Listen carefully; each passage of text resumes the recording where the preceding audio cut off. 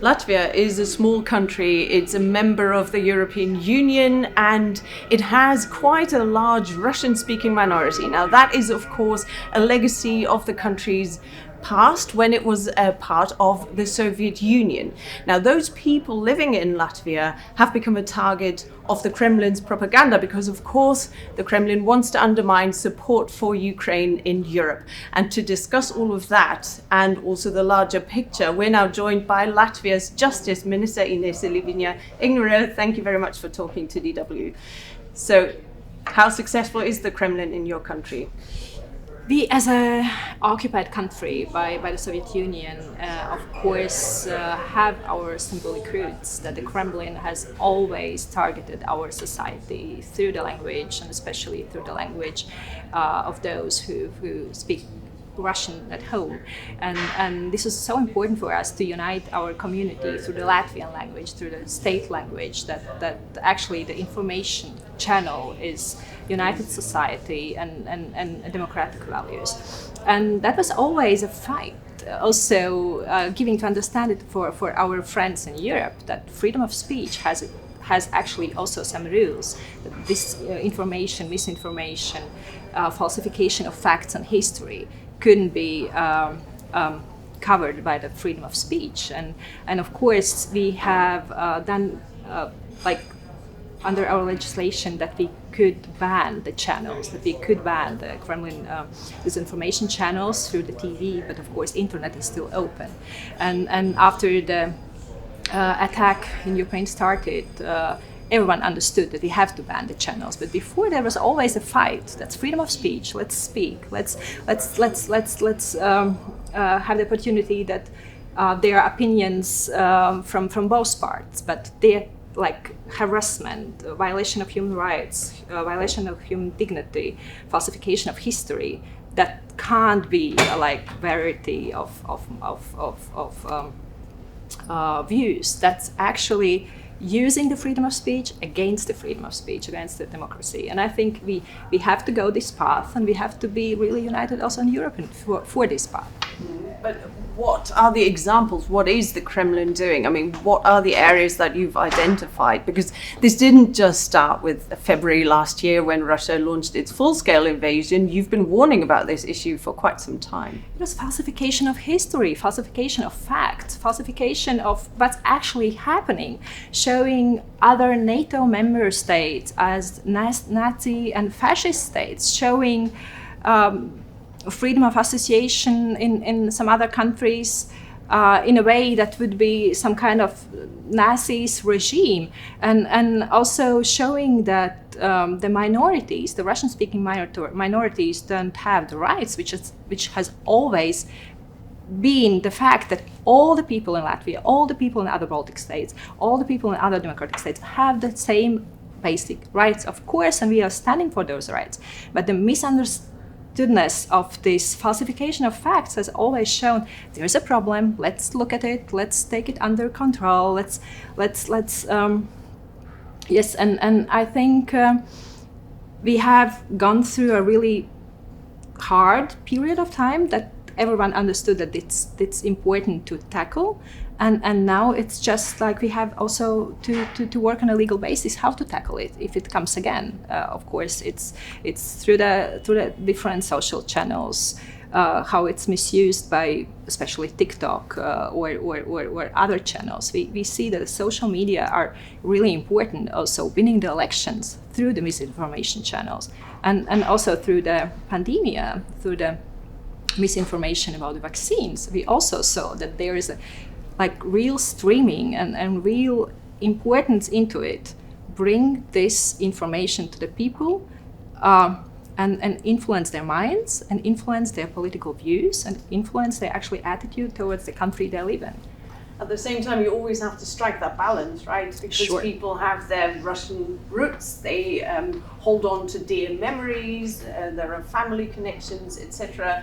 You've taken all your measures a step further, and you're introducing a measure that is quite controversial, where you're saying Latvian has to become the number one language in schools. So as of the 1st of September this year, all schools in Latvia will be asked to teach in Latvian and not in Russian. How is this compatible with EU laws that protect minorities' rights? Minorities' rights are always protected, but what we speak about is that the general education for everyone in the society being able to be a part of the society. You have to have a common ground. Like in Germany, if you go to the school, all the children are together. They are not separated by their backgrounds, and that they are somehow not united at all as a children community. And I think we have to do it, and the children need it, that they all equal, that they all treated equal, that they all can go to the same universities. And it starts in the kindergarten. Of course, at home, everyone is having their own language, on the playground, everywhere. There are also some cultural special education which is provided. That's nothing about the minority rights. We're really obeying all the minority conventional rights and duties, but giving the education and giving the possibility to be integrated in the society, also within the EU, within one of the official languages of the EU. I think every European country goes this path, and Latvia as well. That's very normal to do. So you've banned Russian language TV channels. You're also saying that we didn't ban the language channels. We banned the Kremlin channels, Okay. which was really rooted back to the official Kremlin doctrine. That's not because of the language. That's because of the substance of the channel. And what measures are there in place in Latvia, or which ideas do you have to counteract that propaganda also in Russian? Are there examples as well? You have to reach those people who primarily speak Russian somehow as well. We do have channels, Latvian channels in Russian language, radio, television, also official public internet channel, also having all the news from the television and the radio, and that's how to aim to achieve these persons who, from some reasons, can't speak the Latvian language. That's always made in English, like for those who don't understand Latvian as well. This is the way how to do, but not like just giving the possibility the Kremlin channels, which are really state organized, state paid propaganda channels, freely to brainwash our society. I think this is a no-go, and this has nothing to do with the freedom of speech, and we just have to do and to bring an alternative way to give the information. If the language is a problem, then there's opportunities to have it in Russian language. We also provide Ukrainian channels in this channel possibilities, and those are in English and in Russian. Then actually almost everyone understands Russian, to have the information coming directly from Ukraine. And a lot of Latvians and Russian-speaking Latvians are watching those channels as well. And we are also giving a possibility for the opposition channels, for the Russian opposition channels to be there to provide the information. So, as I said, this is nothing to do with the Russian language. This has only to do with the substance of the information. When you talk to your EU partners, do you think that there is enough awareness of just how much of a weapon this is for Vladimir Putin? I think today I'm really happy to say yes. Of course, if you look back, then there was a misunderstanding that, of course, we didn't feel that everyone understands what we were saying that this Russian imperialismus movement is actually bringing within the misinformation the way how Europe looks at Russia. But after Russia attacked Ukraine, after the February 24th, I think I just have the feeling that there's a vagueness and the eye-opening moment that a lot of things we said before, that they were true, and it's actually very good now to be on this basis and just to discuss it and have a dialogue and say, okay, we wanted to warn you, maybe that wasn't the moment you really listened to us, but now we can talk about it, and now we can look how we go toward some regulations. Well, the countries that share a border with Russia have warned for a long time, and the Baltic countries, of which Latvia is a member, have warned for a long time about large-scale invasions or the potential as well. So I would like to talk about a different topic with you as well, about this question: how do you take Vladimir Putin accountable? How do you get him to stand trial for the war of aggression in Ukraine? There are several ideas floating around, none of them ideal, but which is the model that you would prefer, so that one day Vladimir Putin and his Kremlin allies stand trial for what they've done? This is really important for us as a part of a democratic society to say that justice means that those who give the order to go and kill people, to abuse people, to deport children, they will be brought to the court, to the international trial, and there will be no delay in justice. And I think this message is so important. And if we see that International Criminal Court or the Rome Statute legally seen have some exemptions regarding the immunities and regarding the political motivators of those decisions, then we have to find a way how to really show that justice will be there for everyone, especially for Mr. Putin and his compliances. And Baltic countries, Poland, other countries now are talking about this special tribunal we have to establish. We have to work on a legal basis on it, and it's already more than a year that we are talking about it. And I think we are now in a point that everyone understands we need it, but we still have more discussions and agreements how to do it. And I'm more than positive that we will come to this. And it's also important for, I think, for everyone, also the European taxpayer, to say that, of course, we understand there's war in Europe. We are helping Ukraine to protect our values. We are giving our money. We are giving our means. We do everything. But we also work that those ones who are in charge of it, that there will be a trial, that they will be brought to justice. And that's how our society works. And I think we have to stand for it.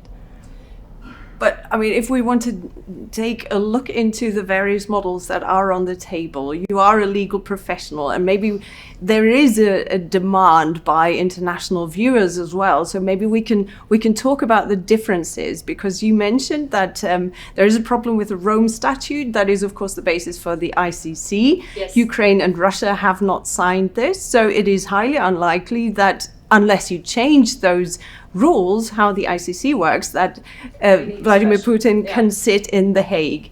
Then you say it, there is a need for a special tribunal, but there is a discussion there whether that should be happening under Ukrainian law, essentially with an international element, or whether you do it as an internationalized sort of a court that would have, for example, UN General Assembly legitimacy. So which is most likely? I think the most likely, and we also underline that this is, from the legal point of view, also the one which we see as possible, is the specialized tribunal under the UN. UN as an organization which is covering actually the majority of countries. As also the Ukrainian presidency and also legal minds are saying that under the Ukrainian law, this some kind of ad hoc tribunal wouldn't be as effective as well. So we have to look more creative. And of course, it's always good if you could take something from the past and bring it now and say, okay, this suits us. But I think we have to be creative, and we have to see that there's a possibility that we organize something new for this, what is happening now in the 21st century, because we can't take these tribunals after the Second World War or other wars as just like copy-paste mechanism. We need a creative approach. And as we see this is under UN, and this is a specialized international tribunal, especially for war criminals, Russian and also Belarusian war criminals, in this particular war.